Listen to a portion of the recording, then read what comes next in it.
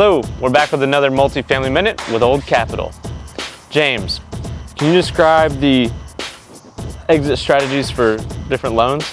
Yeah, so when you're going into a deal, you want to understand what's your business plan. How long do you plan on holding this deal? And so we want to match up the debt with your business plan. And so if it's going to be a shorter term hold, you really probably want a 1% prepay or even a step down prepayment penalty.